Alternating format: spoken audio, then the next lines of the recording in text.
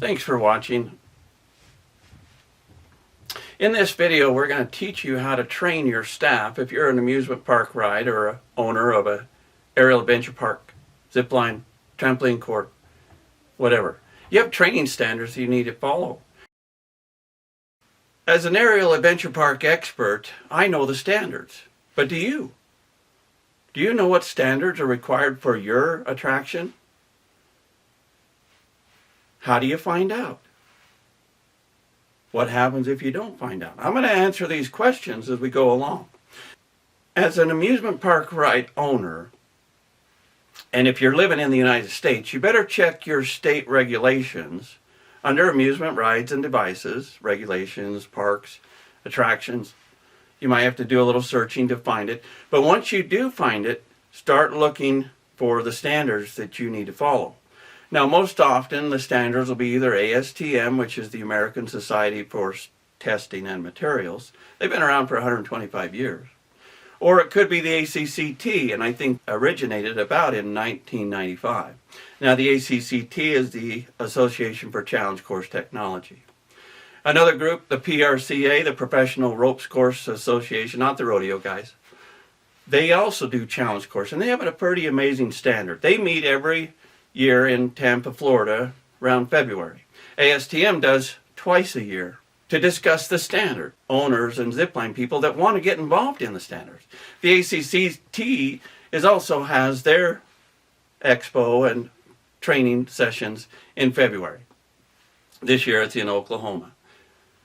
ASTM is going to be in Louisville, Kentucky.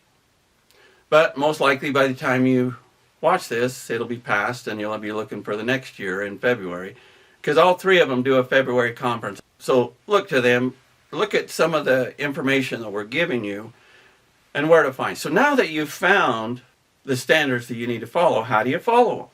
Well, the best way to follow them is to read them, train with them, practice them. These are the best practices.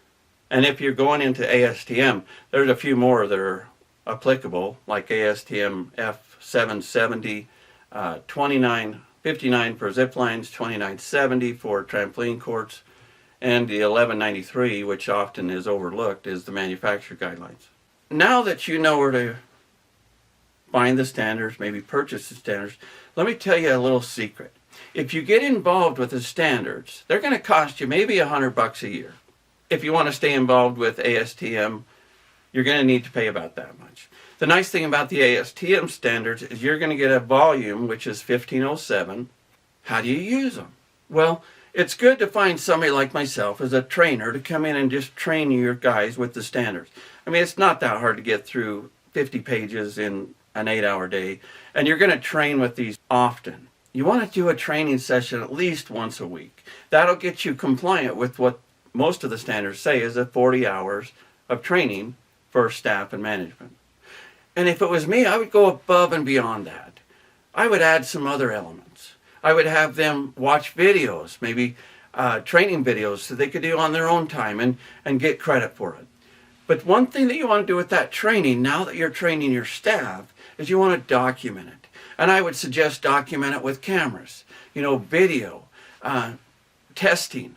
And one of the things that we do with our videos is we always give you the information, and then we produce a 3-question section.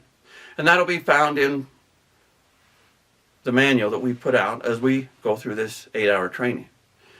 But first of all, get the standards, learn the standards, train with the standards to keep your participants and your patrons safe.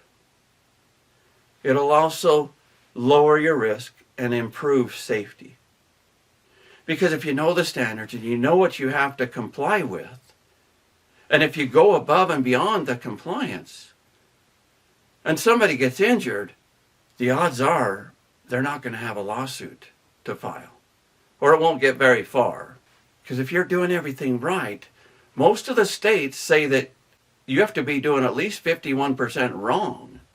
So follow the standards. Let us help you. Like and subscribe. We are Momentum Engineering. We are Zipline Braking Solutions.